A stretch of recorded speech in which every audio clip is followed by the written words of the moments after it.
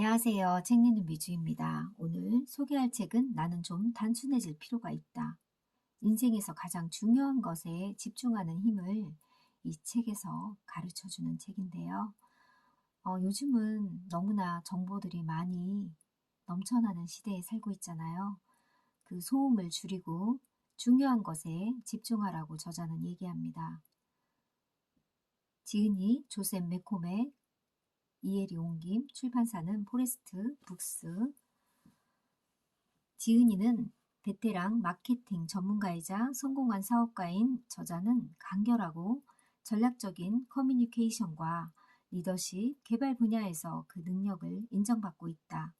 수년간 노스캐롤라이주 포트 브릭에 있는 미 육군 특수작전 사령부 대상으로 군 간부의 소통 역량 강화를 위한 커리큘럼을 개발하고 2013년 전문가와 간부, 사업가들에게 명확하게 사고하는 소통법을 가르치는 전문 기관인 프리프랩을 설립했다. 임원들에게 효율적으로 소통하는 방법을 컨설팅하면서 그의 고객사로 마이크로소프트, 마스터카드, 그레인저, 보잉, 할리 데이비슨, 트랜스 유니온, BMO, 해리스뱅크, 듀폰 등이 있다.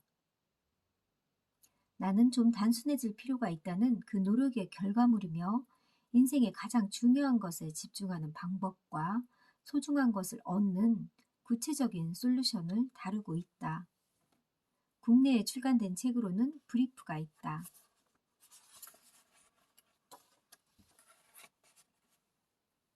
프롤로그. 홍수를 막을 수 있는가? 가장 좋은 방법은 그 자리에 빠져나오거나 안전하게 물에 뜨는 배를 찾는 것이다. 우리는 역사적으로 매우 불안한 시대를 살고 있다. 정보가 이익이 아닌 위협에 가까운 시대를 살고 있다. 이 책의 핵심은 알람을 끄는 것이다. 세상은 소음으로 기가 멀 지경이다. 정보에 사로잡힌 나머지 우리의 존재마저 위협받고 있다. 정보 비만은 미래 세대의 심각한 위협이다. 끊임없이 정보를 소비하면서 서로에게 길을 막고 살아갈 것인가? 내가 이 책을 쓴 이유가 바로 여기에 있다. 삶의 모든 영역이 소음으로 가득 차 익사하기 직전인 현실에서 우리는 어떻게 적응할 수 있을까? 이제는 소음을 줄여야 할 때다. 페이스북 창립 멤버인 션 파커는 다음과 같은 유명한 말을 남겼다. SNS가 우리 뇌에 어떤 영향을 미칠지는 오직 신만이 안다. 인기, 웹과 게임들은 도파민 중독 회로라는 순환 고리를 통해 도파민 분비를 촉진하여 순간적으로 희열을 느끼게 하는 식으로 우리의 심리적 약점을 착취하고 있다.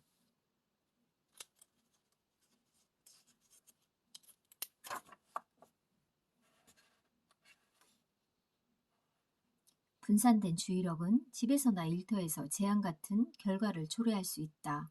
우리는 디지털 기술의 중독성과 유혹에서 어떻게 뇌를 보호할 것인지 심각하게 고민해 봐야 한다. 삶에 침투한 가상현실의 이면, 모든 것을 직접 체험하는 시대, 요즘에는 VR 시대라고 하잖아요. VR이 시력에 미치는 영향, 가상 환경이 시력에 미치는 효과, 가상현실은 성장기 아이들의 눈에 근시를 유발할 수 있다.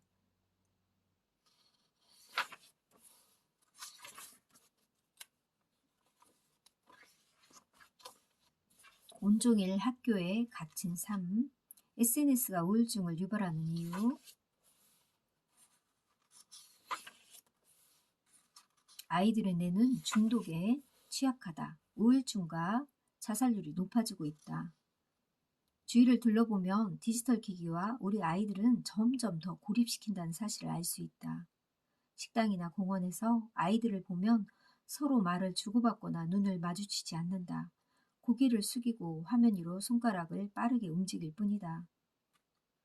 사람들은 보통 SNS에 행복한 글이나 사진을 올리는데 이는 청년들의 불안장애와 우울증의 원인이 된다.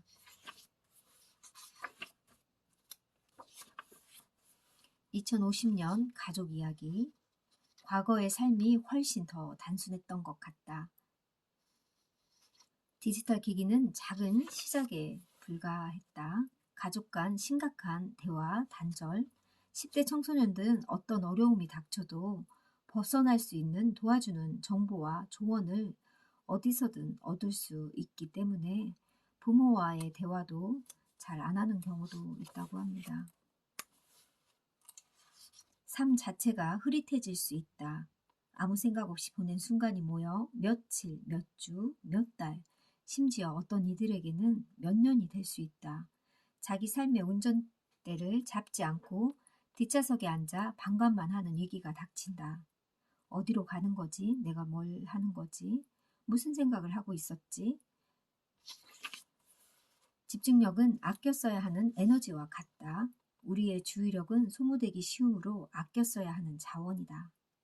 이제 막 하루가 시작되었는데 무의미한 정보를 소비하고 쓸데없는 생각을 하느라 순도 높은 주의력을 다 써버렸다고 상상해 보자.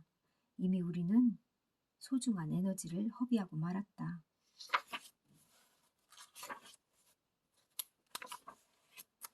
15만 명을 움직인 한 쪽짜리 명령문. 간결한 것이 아름답다 라는 속담이 있는데 선택의 과잉, 과포화 시대에는 수많은 선택지가 순식간에 우리의 정신을 압도하고 영원히 마비시킬 수도 있다. 우리가 매일 하는 활동이나 업무 목표를 세울 때도 같은 원리를 적용할 수 있다. 우리에게도 비슷한 훈련이 필요하다. 삶에서 핵심적인 일이 무엇인지 파악하고 오직 그 일에만 집중하는 것이다. 우선 순위를 설정하고 목표를 세우는데 도움이 되는 아이디어 5개를 구체적으로 설명한 것이다. 예상할 수 있는 핑곗거리는 물론 실천 방법과 얻을 수 있는 결과도 함께 적었다.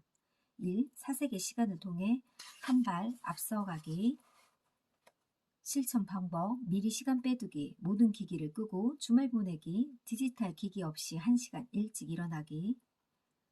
결과는 들리는 소리에 집중할 수 있다. 충분한 휴식과 내면의 평화를 얻을 수 있다. 2. 메모하기. 3. 목표를 세우고 사람들과 공유하기. 4. 현실성 있는 목표 세우기. 5. 필요 없는 물건 버리기. 6개월 동안 한 번도 사용하지 않는 웹은 핸드폰에서 지우기. 주변만 정돈을 잘해도 미니멀림에 한층 더 가까워질 수 있다. 최대한 간결하게 메모하라고 합니다. 우리는 해야 할 일이 산더미 같다.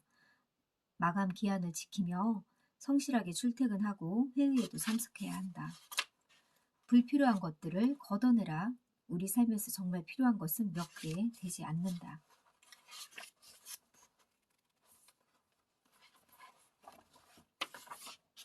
말이 길어질수록 메시지는 변질된다. 간결한 소통을 연습하지 않으면 부모와 청소년 아이, 선생님과 학생, 팀장과 팀원, 의사와 환자 모두 소음만 더 많이 만들어낼 뿐이다.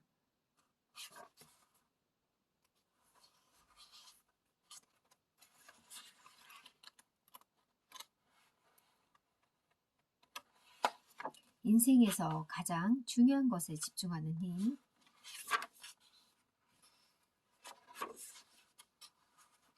모두가 습관적으로 서로를 계속 찾아나는 시대에 어떻게 건강한 우정과 인간관계를 유지할 수 있을까?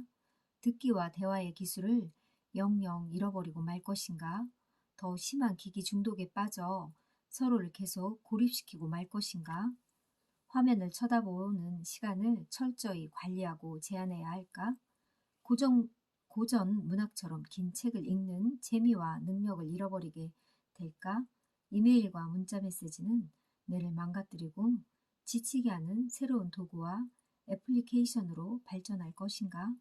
가상현실은 결국 뇌를 뒤죽박죽으로 만들 것인가? 아무도 이 문제들을 신경 쓰지 않을 때 우리는 얼마나 비인간적이고 천박해질 것인가? 이 질문에 대한 답을 곰곰이 생각해 보면 희망을 품기가 정말 어렵다. 어떻게 해야 긍정적으로 바라볼 수 있을까? 정답은 자기 자신을 비롯한 친구와 동료, 가족들을 위해 가장 좋은 선택지를 쟁취하려는 내면의 힘이 있다. 우리를 통제하도록 놔두지 말고 우리가 새로운 현실을 통제하기로 마음먹으면 된다. 나는 새로운 세상에서 벌어질 문제를 전통적인 방식으로 대응하고자 이 책을 썼다. 모든 소음에서 맞서 싸울 수 있게 도와주기 위한 것이다. 인생의 소음을 걷어낸다면 결국 중요한 것만 남게 된다고 합니다. 당신에게 어떤 일이 주어졌을 때 집중할 수 있는 시간은 과연 얼마나 될까? 아마 5분도 채 넘길 수 없을 것이다. 시도 때도 없이 울리는 각종 알람이 뇌의 흐름을 끊고 당신의 집중력을 파괴하기 때문이다. 수많은 디지털 기기가 삶에 침투한 정보 과부하 시대에 우리는 표면적인 정보만을 소비하면서 정작 중요한 핵심에는 다가가지 못하고 있다. 업무 효율은 급격히 떨어지고 가족과 함께하는 저녁 시간, 연인이나 친구와의 추억은 희미해진다. 나는 어디에 있고 무엇을 하는지조차 헷갈리기 시작한다. 알맹이 없는 텅 빈 삶이다. 우리는 중요하지 않는 것들의 주의를 빼앗기느라 인생에서 정작 중요한 것들을 놓쳐선 안 된다. 지금 당장 당신 주변의 소음을 걷어내랴. 쓸데없는 정보는 과감히 차단하고 지금 내 옆에 있는 사람의 목소리에 귀를 기울여라. 내가 가장 원하는 것이 무엇인지 찾고 그것에 몰입하라. 간절히 원하는 단 하나에 집중할 때 삶은 심플해진다. 그리고 비로소 인생에서 가장 소중한 것들이 보이기 시작할 것이다. 정말 소음은 걷어내고 중요한 거에 집중하는 삶을 살아야겠습니다. 감사합니다.